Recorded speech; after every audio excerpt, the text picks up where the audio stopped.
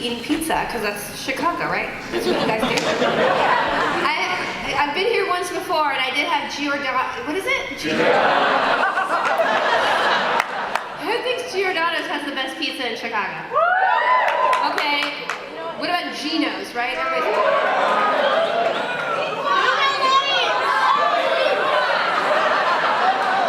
going on? Wow, there's a lot of controversy here. Please don't stab each other. We're gonna, usually I think you guys have better questions that I can talk. I didn't bring my PowerPoint presentation this time, but if you guys want to ask questions, please line up here. There's a microphone in the center. I assume that, we have a lovely volunteer. Ready. And I will go down, and I'm gonna sit less awkwardly, because I don't know what's going on here. Maybe I should change microphones every time, no? Everybody in an orderly queue, no knocking down. And if you have a favorite pizza place, please just say it in the mic so we can educate everybody around, because some people are not from here. Yeah, I've been talking to people from Michigan. I hear that's close. Michiganders, right? You gotta do this thing. It's required to do this, I'm from the hand thing. Talk to the hand. Really odd. Oh, okay. Okay. No. What's your question? First of all, Peace Pizza in Wicker Park. Delicious. Okay, we got a lot of supporters here for that. They brew their own beer too, and they win awards. I don't drink beer. Okay, I'm gonna say that out loud. This guy just almost had a heart attack. I'm the worst in the world. I'm awful. Listen. It feels like you're drinking a loaf of bread to me. Is that weird? I love you guys. You're supporting me so much with my weirdness. Yeah, it's too thick. I'm like, oh, I'm full. Anyway, whatever, guys. Number one, you're a goddess. So that's also, you did acting work before you did the Guild. What inspired you to create something of your own? Good question, thank you. Are you an actress? Yes, and I write too. So you're my Jesus. Keep writing. I acted for many years. I graduated from college, and I told my dad I was going to be an actress no matter what, for no apparent basis in reality. I mean, I didn't have a degree in it or anything, and he said I had to get a real degree. So I went, booyah, Dad, math degree, 4.0, shove it. And then I moved to LA, not knowing anything, guys. Ignorance, pure ignorance. So I got to LA, and I didn't get an agent for 2 years. It was very hard. I did a lot of student films. I did a Starburst commercial, which was my big break. I got my union card, and I told my grandma to watch it at 11:24 p.m. on MTV, and she'd see my TV debut, and they cut me out. And then I did an independent movie where they tried to ask me to get naked in the audition, and I wouldn't, and then they cast me anyway, and I took the job. And then I got paid $90, and the check bounced. So that is a true story of my Hollywood beginnings. But it got better from there. And I actually acted a lot. I got Buffy. I got other guest starring roles. Thank you. But then long periods would go by where I didn't have a job. I would work a couple times a year, and that would kind of pay all my bills, which was great. But I tended to start playing these roles that I didn't feel were really organic to who I was. I was like this quirky secretary who did this all the time, or a crazy cat lady. I played that 3 times in a row, which was kind of annoying because I really like cats, so that might be appropriate typecasting. And then I got addicted to WoW, which is awesome. Yeah, it was not so awesome because I literally would play 12 hours a day for 8 months. And then I had an intervention with some friends there, you need to stop this. So I decided, it was very nice of them. So I stopped cold turkey, and then I wanted to do something with my time, because if you stop playing video games and you play them 8 hours a day, you're like, what? Why is time so slow? It's slow. It's like if you try to stop checking Twitter, I did this for 9 days, you're just like, slowness, why is it so slow? So then I decided to write something, and I wanted to write a comedy, and I wanted to write a role that I was going to be great at that nobody else was going to ever write. And that's how Codex happened.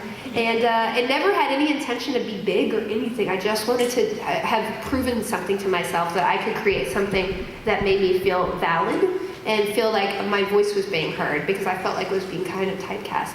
So that's how it started, and it just kind of steamrolled because I love the internet and you guys. And yeah, so you guys really made it happen. But it was just sitting down and being, so always as an actor, I guess my number one thing would always have something else going on, because as an actor, you're always waiting for someone to give you permission, in a sense. So always take control of it, whether you're acting just in a small theater, doing improv or writing, always have your voice heard outside, and that way you won't be so desperate in an audition, you'll take it, just like I always did. And that would be my biggest. Well, thank you very much. Yeah, good luck.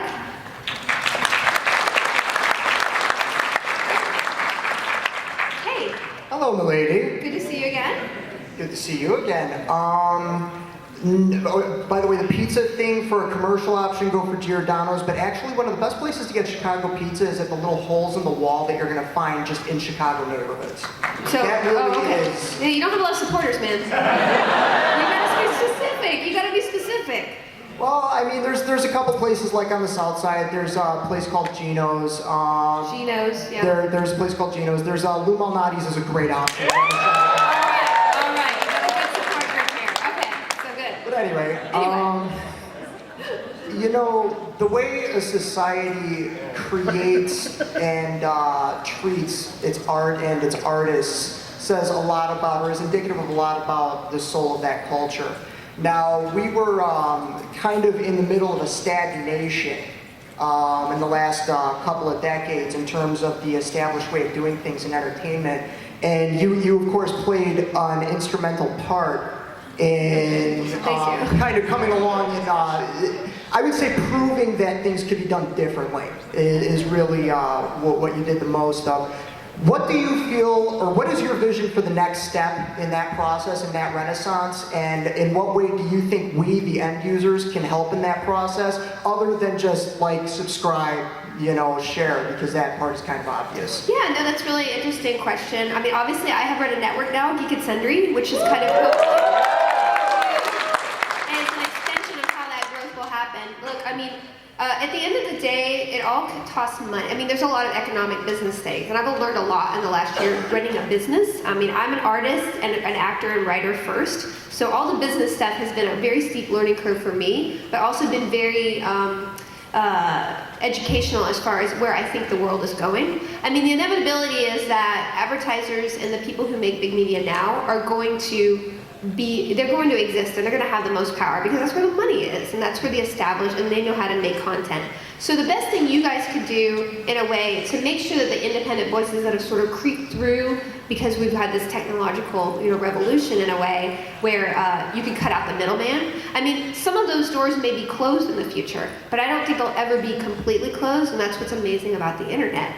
So I would just encourage you, if you like something that's independent, you know, support it. Make sure that you're spreading the word, and also just make sure that you're not only kind of transferring your fandom to those big, you know, like the big things that you'd think of, because independent content has been allowed to have a voice in a bigger way, I think, in the last decade than anything.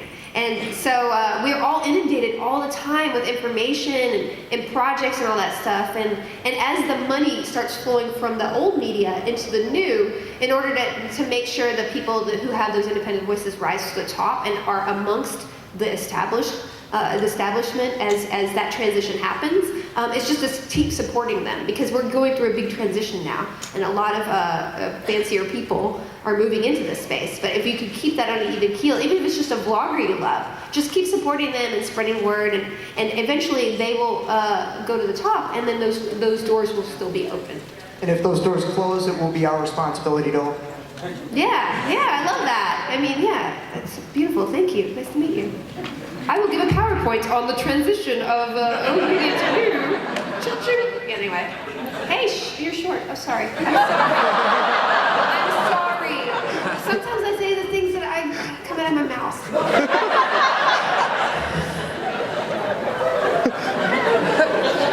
Oh boy. You should be wearing your fez, and that way you'd be a little bit taller, right? It wouldn't help you read the mic. You'd have to stand on it. Anyway, bye.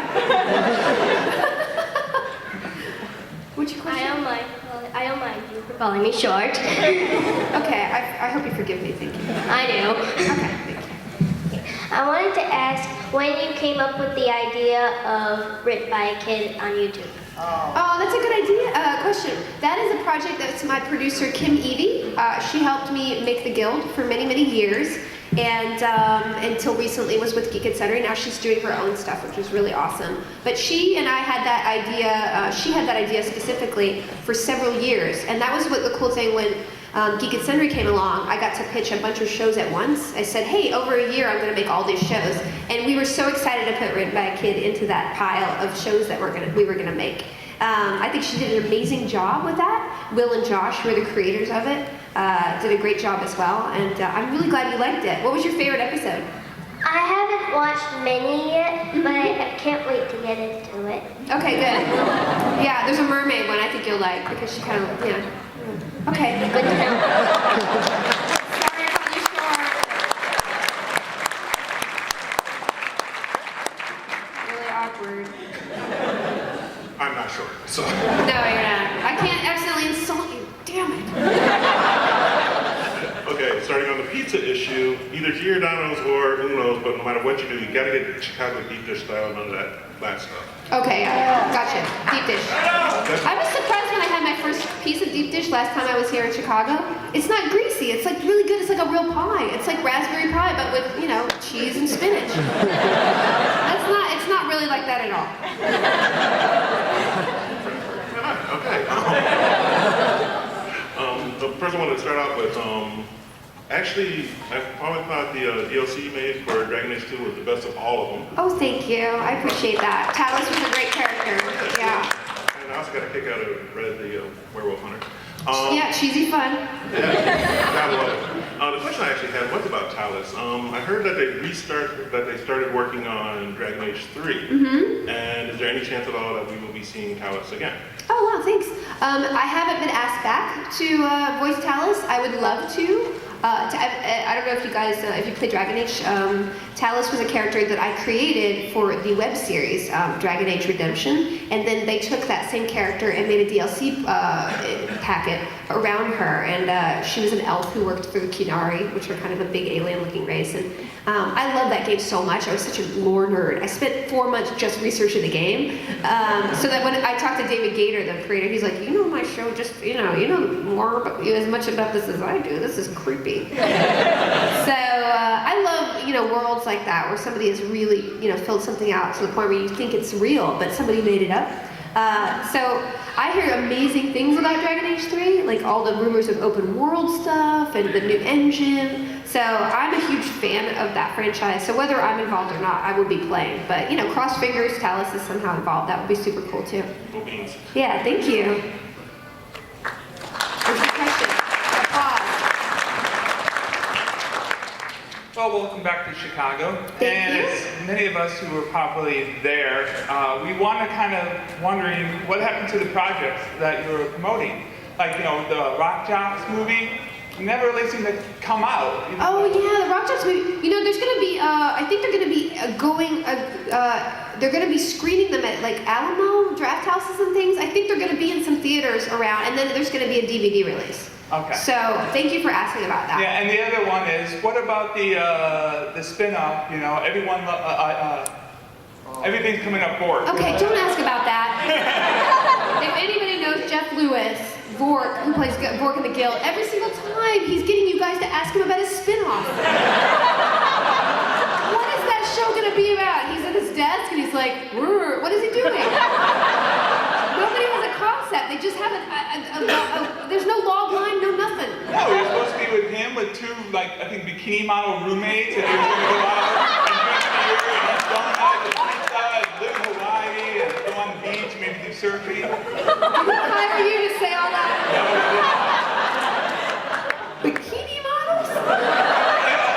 It's been a while, but I remember something about bikini models. Yeah. Wow, all right. That's just my vision of it. Get your $20 from him later. You're a champ. That's hilarious. I don't even know what that would be. It's all coming up forward. Come on. Hey. Hi, thank you for opening this up to everybody. That's really nice of you. So. Oh, no worries. I don't have anything better to say. I'm not from Chicago, so I don't know if I'm allowed to have an opinion on Chicago pizza. Other than Everyone's entitled to have an opinion. This oh is, no, oh, you're from New York? Dewey's is awesome. I knew that. Oh, okay. You're from New York? No. Show me on the hand. I was just going to ask, you had kind of a similar question earlier, but do you think that with working in web series, it's a little bit more collaborative than traditional media, and that you've done a lot of kind of guest spots or even really short appearances for other people's work, and it seems like the community, especially over the last couple of years, is kind of interested in helping each other and trying to kind of cross-promote each other's work. And do you think that's kind of unique to web-based media? I actually think that is unique, and especially on YouTube, it's a very collaborative environment, and you be able to basically share your audience or educate your audience so they know about you through collaborations. I've done many of those with people like Hannah Hart and the Fine Brothers, trying to go to their channel to sort of meet their fans, and if the fans see me and they like me, they might come over to my channel. And yeah, people don't do that. You don't see like, a guy from Community going over, to NCIS or something. Hey, you like my show? Come on over. I mean, no, you don't see that, although that was super cool. Joel McHale has some sort of like Navy murder. He's like, I don't know. Oh boy, that's so weird. Yes, it is very unique, and I think it's because if you think about the web and think about web channels and web content, that's like 1 million channels. Like, there's no way anybody can really keep track of it all. Like, even if you follow my Twitter feed, I got people going like, what's the guild? I'm like, where have you been? But the thing about social media especially is that it's like a colander. So like only 5% of people will see any one tweet, unless you're very diligent, like I am, constantly refreshing. But so it's very hard to remind your audience to come back, because it's very like ADD on the internet. You're, and any piece of content, like reading a blog or reading a Facebook update or watching a video, that's the same amount of your attention. So really, it's about being visible in a lot of different ways so you can remind audience to come back and watch your stuff. And that's why collaborating, especially on YouTube, is super, super helpful. I just thought the funniest one was you had like 30 seconds in the last husband season. I did. I couldn't imagine how they got you to come in. It's like, you're going to not have any lines, but you're going to eat a pizza. I ate pizza. It was weird. Let me just tell you, that was weird. But it was amazing too. Jane, well, because that's Jane. It's really. You want to collaborate with people whose audience will have certain sensibilities, and you support each other. And basically, you're playing with your friends. Like, you can do it at any level. It's not like you need to know like all the top YouTube people, really. Yeah. So that's I would think twice about deep throating pizza again. So you guys haven't seen that episode. So it came out interesting. Yeah. Okay. Hey, how are you? Good. Like your outfit. Oh, thank you. You already answered the first part of my question, which was, you said you weren't expecting the guild to take off like it did. Yeah. So I will ask a different question. When it did take off like it did, what was your reaction? Because I mean, you ended up making a music video to go along with the show, even. Yeah. And that was 3 seasons in, though. That was after working on the show for 2 years. So it was not an overnight success in a way. I mean, it was always incremental. I wasn't surprised because I knew my show was great. I understand. I don't know. I guess that's kind of arrogant, but not arrogant so much as like I believed in it so much. I believed what we were doing. I believed just, even if it was like 500 people who donated to season 1, like those people believed in me. So like there's got to be other people out there to believe in my show with me. And it was just the collaborative environment that we had so many people helping us make our credits or supporting us with donations or, literally being extras in our show. Like that felt like it was bigger than me. So I didn't feel self-centered in promoting that show. I was like, look what we're making together. And that's like what I try to do with Geek Goddess Felicia as well. Like it's not about just us, because we're always doing it the hard way. It's never the easy way. One episode of TV costs more than what I make, everything with. So it's a different world. But in that way, you feel like I don't feel embarrassed to promote myself, because really I'm just trying to get more people to do this with us. And that's why I love doing it. thank you. You're welcome.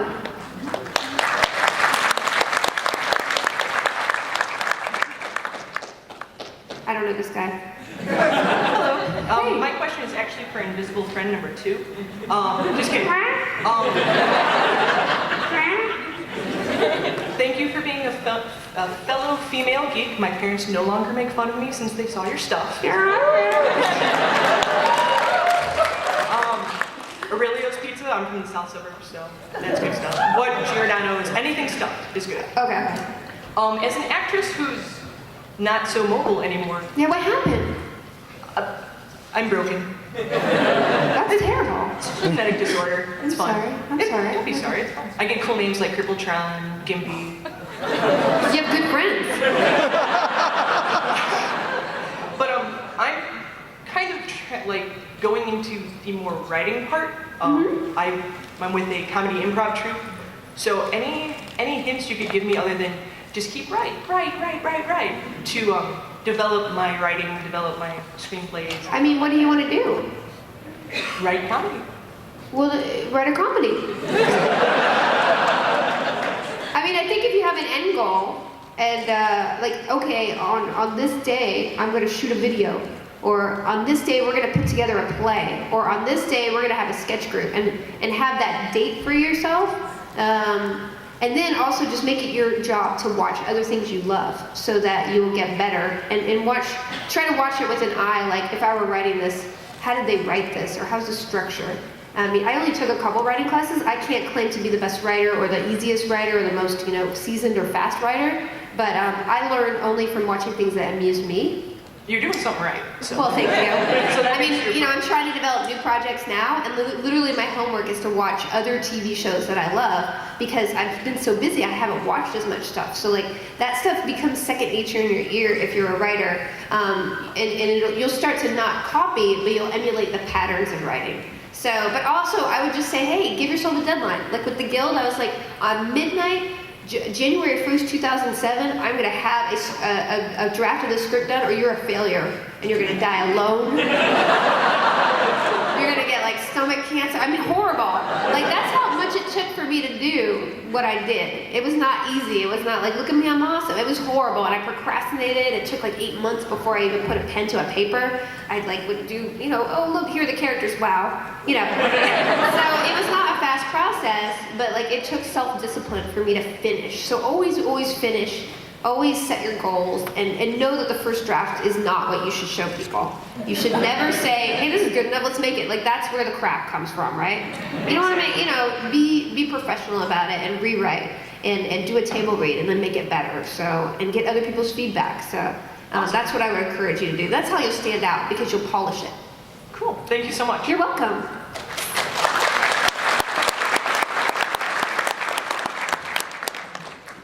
Hello. Hey, what's up?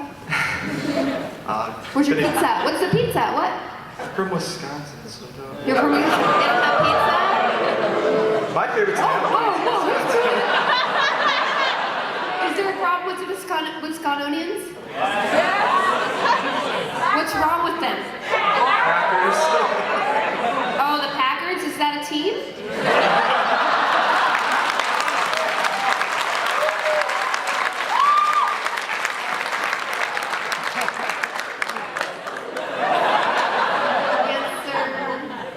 Been a huge fan since Buffy and a huge follower since Dr. Horrible. Thank you very much. I know with all the work you've done with the vlog and the arc and tabletop, what was the most fun show that you've done? You just had just the most fun filming and doing? Oh gosh, the most fun would be, I had a lot of fun on some of the vlog segments. The reason why I can't do that show anymore the way I did it is that 50 episodes, guys, come on, man. I did it with me and an intern and a director who only came, crazy. Like doing that and trying to run the network and write the Guild and star in the Guild and produce the Guild and run the network and do Supernatural and, no, not good. Not good, guys. I got bags under my eyes. No, it's not reversible. Anyway, yeah, that was the problem. But I would say that some of the vlog episodes, like the CPR one, I don't know if you guys saw that. And the ones with my brother, we're going to do more of those segments. He's actually flying out next week to play more retro games with me. So, yeah, it's great. He's such a jackass. But it's going to be super fun. So, some of the vlog episodes were super fun to. I mean, I love watching the tabletop. I'm there on set even if I'm not actually playing the game. And to me, that show. I never really played board games like that before the show. My brother did, and of course Will did. But as we did, developed that show, and really Will, I can't claim a lot of credit. I just called him up and was like, "Hey, you want to do a show? And don't you like, games? You want to do D&D?" And he just was like, "No, the show's this." And like, he's a brilliant guy, and he knows that world so well. So that watching those shows, and also, watching them behind the scenes and then done, and then incorporating those games into my life, has given me so much joy. Because now I have board game night. And when my brother comes to visit, we're gonna play board games every night when he's there. And I don't know, that was something I never did because I'm a video game person, and I never did that stuff before. So that show's kind of been a door to fun for me. And hopefully other people, yeah. Resistance. I just have to ask. Resistance, right? Did you guys see that? Is there any more news on Dr. Horrible 2?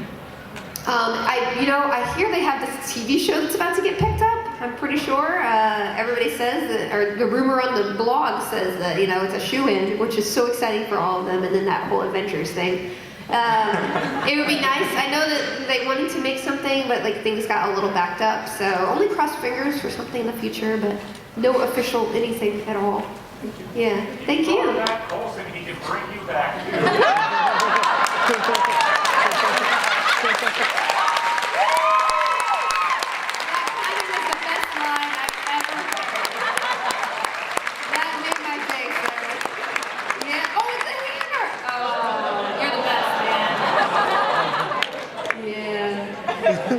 That was pretty good. Follow that. Yeah, I know. You can't follow that. And done. Table flip. Okay. Hi, guys. Hi. Hey. That was really long. We do a radio show and host a podcast, and I have a comment. She has a question. I just really wanted to say thank you for starting Geek and Sundry because it has been a huge inspiration. Oh, thank you so much. Yeah. Thank you. It's just been a huge inspiration for us and our show and everything, and it's because of that we work really hard so we can get press passes. It's amazing. Thank you so much. Thank you. Yeah, it's been a really hard year, and I really appreciate that. We have worked so hard. We made 600 videos in a year, guys. It's insane. And we're really excited. Some shows really hit and some didn't, and we're doing different shows this year. We're gonna have some cool shows coming up that we're developing to come out around Comic-Con, and just ongoing, just trying to build the audience and find cool things to make. We have a really cool, really neat thing that's coming out in a couple of weeks as well. So thank you for saying that. No, it really makes all the work worth it. Thank you for making it, because we would be nowhere without inspirations like you to do. Yeah, that's awesome. Thank you. And so speaking of inspiration, you are a geek girl goddess to us. You're an idol. And so, flattering away. But so my question, playing characters like Charlie on Supernatural, which by the way, awesome job on the last. Really good. Congratulations on not dying. Oh, yeah. Spoiler alert, but yeah. But every episode with Charlie. I'm so good at dying though, guys. Yeah. But so between that and things like Codex, you put forth really good female characters, whether writing or just acting. And so my question, I guess, is overall, do you think about representing the female nerd community when you're doing these things, or is it just kind of come organically? Do you see yourself as sort of our representative that we throw out in front? We're not I have all a responsibility to not pose in a bikini. Well, or if you do, Nobody it's wants to see play a that. bikini. It's you know what I mean? There's a nod to this crowd and to this female nerd crowd. So do you think about that when you're creating things, or does it sort of happen? I just wanted to create a character that I felt like I was going to play really well, and that I didn't see. And now there's every girl hacker on TV is a cute girl hacker, and I was like, that's a cliche. And I was like, 6 years ago there wasn't anybody who did that. So hopefully I help contribute to that. Obviously characters like Holly and Eureka and Charlie and Supernatural, those were characters who were actually written, for me or designed with me in mind. And that's the hugest compliment ever, because when I was auditioning as a regular actress, those roles didn't exist, and they wouldn't go to a girl like me who didn't have a perfect nose or So I am very inspired, and I guess as the years have gone by, I feel not responsibility, but I do feel proud of that sort of inadvertent thing, because I don't lead as a girl gamer, like I'm just a gamer. And I happen to like, I'm a girl. And if you would like to live this culture in some way, it's your problem, dude, because I'm playing the games I want. I might not be an expert at all of them, but that's what I like doing, and that's fine. So if I can make it more acceptable for women and girls to love those things, like that's total win. That was a byproduct of something I'm doing. And when I was growing up, I didn't necessarily feel like I had people I could look up to or women in roles like that. And if you think about it on TV, like just in a general sense, think lead woman character. Like you have this idea in your mind that she needs to be really sexy and like almost tomboy, but like still pretty. And there are all these rules about being a woman in media now, where basically the prettier you are, and the more clothes you take off sometimes, the more successful you'll be. And if I can help chip away at that a little bit in an inadvertent way, like I'm very proud of that, because women are much more than that, and we shouldn't show little girls that that's how you get ahead. Something like that.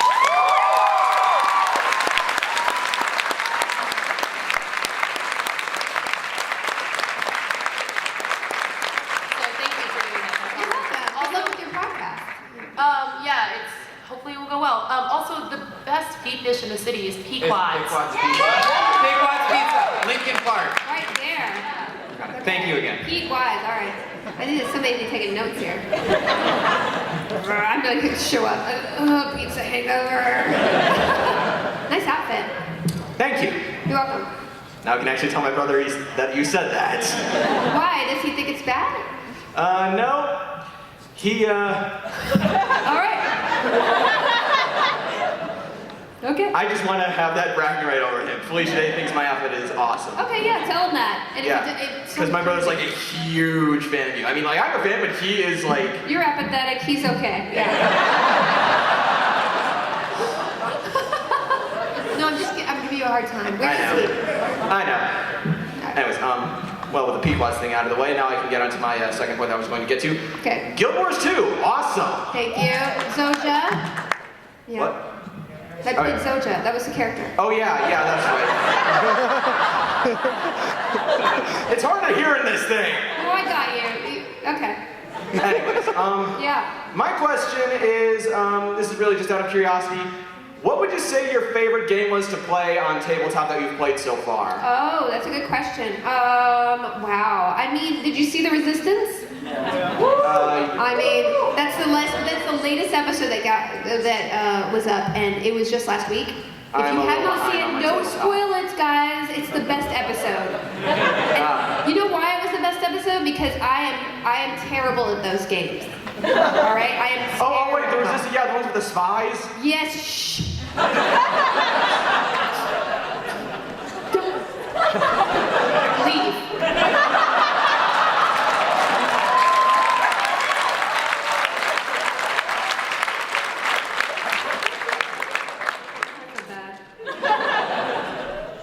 Hey, what's up? Thank you for being a hero to all ginger nerds across the world. Thank you, gingers. Yeah. We should create like a ginger club. Yeah, we should. Maybe. Yeah, right there. We got 3 members. So I really enjoyed the guild. I enjoyed you on Buffy with your knife skills and everything. Thank you. And I really enjoyed the one-shot guild comics, especially Clara. I was laughing the entire time. Yeah. I was wondering if you're doing any more comics either for the guild or something else, and what goes differently when you're writing a comic versus writing like a web series like the guild? Yeah, thank you for asking that. I'm actually kind of right now trying to figure out, grappling with how my schedule is and what I can write next. I really wanted to develop a new show, but there are a couple of comic projects. Obviously the Guild web series. We're not doing a lot more of that, but we still the possibility, in other formats and things like that. So obviously comics are always on my mind. It's just a question of the timeline, how long it takes me to write, which is slow, and how much I can pack in, and just trying to do less better is kind of my mantra now. So I actually have an outline for a completely different comic right now sitting, in my house, and I'm just like, I just need to find the time to do, actually write it out. But yeah, I love working in comics, and it was very hard for me to figure out how to work in comics. Are there any comic writers in here? Anybody write comics? No, 2 people, yeah. So you guys know how hard it is, and if you've written screenplays, the jump from novels, which is a lot, to screenplays, which is more concise storytelling, to comics, which is super concise.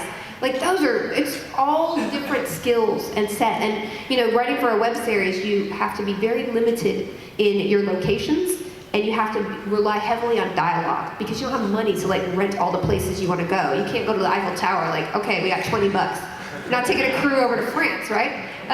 But then with comics, you have very little room for dialogue and character, and basically wherever you go, your imagination is the limit. So it's definitely, and you also have to think visually versus more writerly.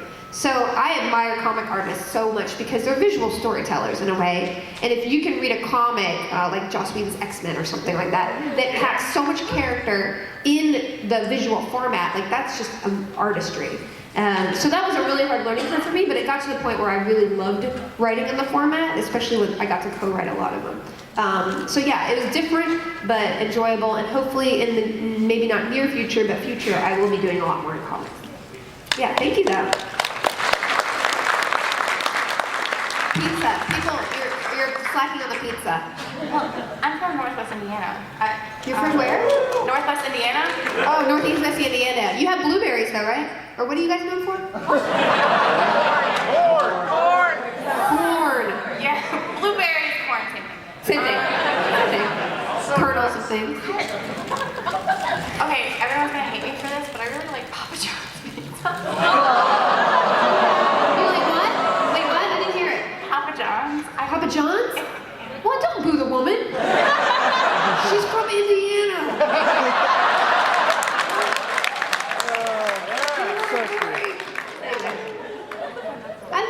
I love your choice. Thanks for pitying. My question is, I love Charlie on Supernatural. Thank you. I think I love all your work, but Charlie is my favorite. And I was wondering if you had any funny stories about kind of behind the scenes stuff, because I know Jared and Jensen are kind of They're crazy. known for being. Yeah, they're not crazy. They're the most funny prankster guys in the world. Yeah. No, I've had a lot of amazing scenes with the guys, and let me just tell you, they're the nicest people on the planet. They're not more. I mean, first of all, they're amazing actors, but once they're off camera, they can go into joke mode, in a second. They're just so versatile and professional, and they create an atmosphere on their set that is just so.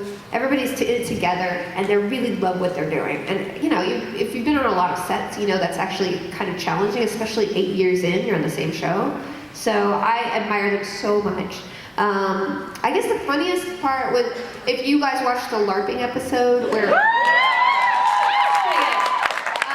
and there was a scene where we're in the tent where I'm going, all this dialogue about the map, which is really fun.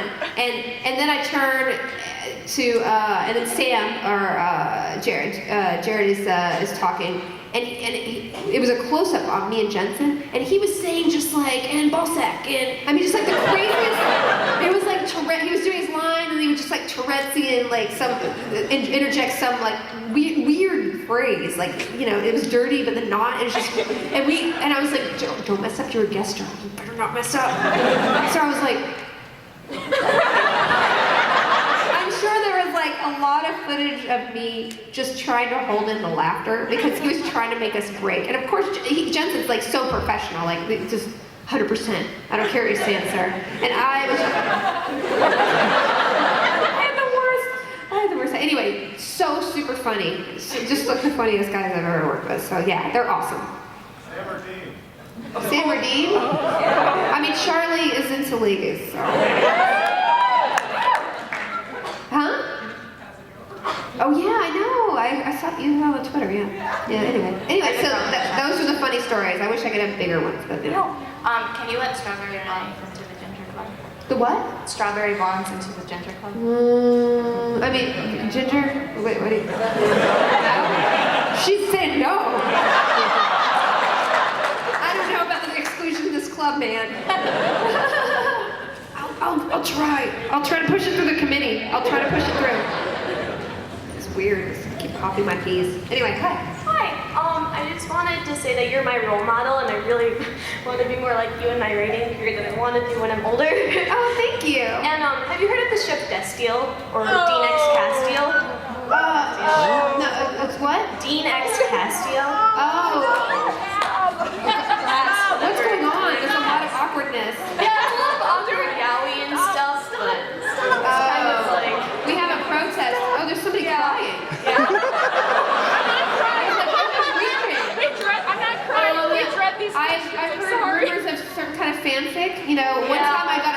Horrible fanfic with Bad Horse and me. I am not joking. So I've seen it all. You know, that's the cool part of being in fandom is that people feel like they have ownership over, you know, some of the creative things in their own world, and they feel like they can take that as a sidebar and create their own fantasy with the characters. That's awesome. I don't know if that really, but you know, always the core is the storytellers who are telling the story, and I don't think that's part of the main story. No. Well, a lot of people think that they're like the writers are hinting at it, but I don't think so, but I don't know. I'm not speaking for anybody. I'm getting interrupted. Goodbye. And then go ahead and ask your next question. And then I saw you in Bring It On when I was watching with my mom. So I was really surprised to see you in it because I was watching an episode of the vlog and I was like, wait, I thought she said that she wasn't flexible, and then you're doing all these weird cheer moves and stuff. So I'm like, that was talk about out of my element, guys. Yeah. I played a character who was healed by. She was a ballerina who was angry, and she was healed by cheer. Okay. And I wore like a pleather outfit. It was. Listen, it was a job. And to this day, I get people stopping me about that show. So, hey man, it's awesome. It was a fun job. And certainly the cool part about being an actress is that you get hired to do weird things that you never do normally. Cheerleading would be one of those. Yeah, I can agree with you on that. It's not native skills there. No. Nope. Yeah. Anyway, nice to meet you. Yeah, thank you. As a wannabe writer, I really got inspired by Geeks and Sundry, and a few of my friends did too. And we really wanted to like start something like that, but this is like starting off. So I didn't know if like that's something to work towards, or if we should like jump into just making videos and putting it on. I would just jump into making videos. I mean, that's what YouTube's about. You know, a girl named Jenna Marbles has 12 million views on every single one of her episodes, like more than anybody on network TV. And the fact that she's not better known as a phenomenon and credited, and when people cover her, they do it in a very condescending way, like that little. I mean, she is stomping the butts of TV, and I think that's awesome. And it shows you that there is a lack of gatekeepers that you guys can go around to be creative. And sometimes it's hard to be creative, but there's no judging there. You can make private videos, but there's no excuse. I mean, honestly, you have a phone in your camera that you could shoot a movie on. And I mean, really, what did I just say? It's the other way around. I'm being profound. Also, Luma but whatever, Hotties. just make I just something. wanted to say that. Yeah, okay, get out of here, make something. Just make it. There's no excuses. No excuse. As far as pizza in Chicago, my favorite place, it's kind of a little hole in the wall down in the loop called Exchequer, so that's my personal favorite. Two people. Also, as a Wisconsin person who lives here, if it wasn't for our cheese, you wouldn't have pizza, so suck it, Chicago.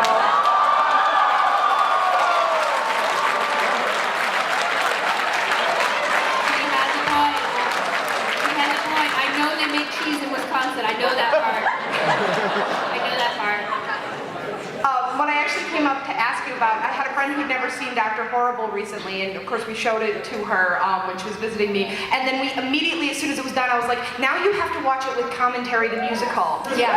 And I wanted to ask you about Commentary the Musical. When did they come to you and say, hey, we're gonna put out a DVD and we're gonna do a whole Commentary musical? And what was that process like? Did you do it in a recording studio? I don't know, just. We shot everything, we recorded everything in the studio, which is basically a converted room. And for the commentary track, I think we recorded it in Jed's closet. I was staring at his socks. Same thing with Dig My Avatar. I recorded that staring at Jed's socks. And I'm the one that's cool, staring at Jed's socks. His socks are great. Yeah, the commentary of the musical, they always talked about doing, and I was like, that's a lot of work. And the fact that they dove in and actually did it around their schedules, I think is phenomenal. If you haven't listened to the commentary, it's actually as good a musical as the regular musical. It is, that's why I made her listen to it. Yeah, it's amazing. And the song, I really got to sing out, and it was just the best song that Joss wrote for me, so I'm... Let's hear of it. Nope. She doesn't talk about her process, guys. Yeah, I will not talk about my process. Thank you, though. Yeah, it's great. Hello again. First of all, in regard to your comment earlier about sterilized beauty, there's nothing wrong with your nose. Okay? I think everybody in this room would agree there's nothing wrong with your nose. I appreciate it. I mean, it could be straighter, whatever. Whatever. If you can breathe through it, that's all that counts. True. My questions are this. First of all, if you could do any ideal project, anything you wanted, no matter how popular you thought it'd be, no matter how much it would cost, whatever director you wanted, whatever actors you wanted, whatever you wanted those actors to do, what would you do? And I know. Oh, just that? Yeah, just that. And secondly, given the recent news about Veronica Mars and Kickstarter, have you considered using Kickstarter for any projects? Well, you know, the Guild was funded through PayPal before Kickstarter started. So we actually kickstarted, if Kickstarter had been around in 2007, we would have used Kickstarter, but it didn't. We just put a PayPal button up, which was before all this crowdfunding. So it's amazing. If I had a project that I couldn't make through other means, I would definitely consider it. I don't have a project right now that I feel like, but we might. With Geek and Sundry, if we had something where like, we really can't afford to do this, but I know you guys would like it, and the awesome thing about having you guys involved with our shows is the thing about Veronica Mars is only 30,000 people funded that movie, or funded that portion of the movie. So, God, there's such strength there, and $2 million with 30,000 people, that's doable. You can make really great stuff. I mean, one episode of a TV show costs $2 million, so you can't make a whole TV series like that. I mean, it would have to be monumentally large. Yet, it's true. But the fact that they made these huge games and those kind of movies, I think that's a huge success story for people. So if I had the right project, I would do that. My dream project, I would love. I mean, if we're gonna go crazy, it would be a Wes Anderson comedy on a spaceship. I want to work with Wes Anderson so much. Joss would write the script. He's busy, so And Wes Anderson would direct because I love the way he uses plaid. And I would be a captain. Okay. Yeah. All right. That was weird. Let's not make that. But anyway. He said dream project, guys. Yeah. First off, Felicia, I think you kick ass in every project you do. It's great. You. Thanks. All right. Out of all the characters you've played, like Charlie, Holly Martin, Codex, which one would you say was your favorite? Which was my favorite? Yeah. That's hard. I mean, Codex is that's just everything I ever wanted. I mean, I was very much like Codex in the beginning of the Guild, and then I've grown, because I had to be comfortable in a situation like this, which I've never been comfortable. What does that say? 10, okay, I can't read that far. I can't read, I should start with my glasses. It's a long story, guys. I would just say Codex is closest to my heart because I lived and breathed, and I mean, I wrote every single line of hers in a sense, and I created her from scratch, and so I had to say she's definitely my favorite, and will always be closest to my heart, And she has a cool outfit that we created around her. Come on. Okay, right? Thank you. And also, you asked girl right here had any friends? Yeah, I know her. I'm her friend. Yeah, make her right. Yeah, give her a deadline. You call her Gimpy? Crippletron. All right. Bye. Hey, what's up? Hi. First of all, I want to say, growing up, there were no female role models like you where it was okay to be a nerdy, geeky girl, and it was okay to play video games, okay to do tabletop, stuff like that. So thank you so much for just starting to create that kind of growth. No, thank you guys. We're all just enjoying stuff together. It doesn't matter if you're a guy or a girl, Let's just make it all more popular so they make more of it, right? My question is, I mean, with all the social media out there, it's a lot easier for fans to communicate with people that they follow, actresses, artists, things like that. What is, I guess, the fan letter or fan tweet or whatever, something that would stand out in your mind, the most interesting piece of fan mail, I guess I could say that you've gotten? Wow. I mean, oh gosh. I mean, a woman dropped off some yarn that she made today that was Codex colored. She makes yarn professionally. I forget the name. It has a gnome in the title, but she makes yarn for knitting, nerdy yarn, which is amazing. And she made a Codex one that was the color the Codex is. I mean, things like that are pretty amazing to me. Fan art. I guess the thing that impacted me that actually hangs on my wall in my office is a print, a beautiful print of just it's a half-naked woman, but listen, it's a story. It's a beautiful print, very artistic, and her boyfriend made this and gave it to me at a signing, and on the back is basically 3 years ago, she had breast cancer. She's only 24 years old. She got breast cancer. Her boyfriend worked in the video game world, and he made an auction to help her with her medical bills, where he got all these famous video game artists to make pieces of art to auction off. And they tweeted at me, and I kind of looked at it briefly, and I retweeted it. And I didn't think a lot of it, because I get so much every day, and I can't really respond to everybody all the time, but I read most of it, which is bad. But anyway, and 2 years later, she came to me at a signing with the print, one of the prints that he had made, a copy of the thing that he did, and she came and she wrote this thing on the back and gave me a picture of the tweet, and she wrote how much that helped the auction, and she was able to overcome breast cancer from this, like, such a young girl, and like, it made me, I was like bawling, this total, like, bawling girl moment anyway, but like, to me, that's, stuff like that, or people giving me a book that they wrote because they saw the Guild or something, like, that's the stuff that really means a lot to me. And that's why I have a crazy case of dolls of myself that people give me, because, all right, if you go to my house, it might look creepy that my whole office is full of me. But like, all those pieces of creativity I feel very close to, you guys because of it. And it means that it's not just about me and my creativity, it's about all of us creating together. So, I don't know, that's cheesy, move on. X-Teen? X-Time? X-Time. She is the voice of Ahsoka on Star Wars The Clone Wars, and is also the owner of Her Universe, which is a fashion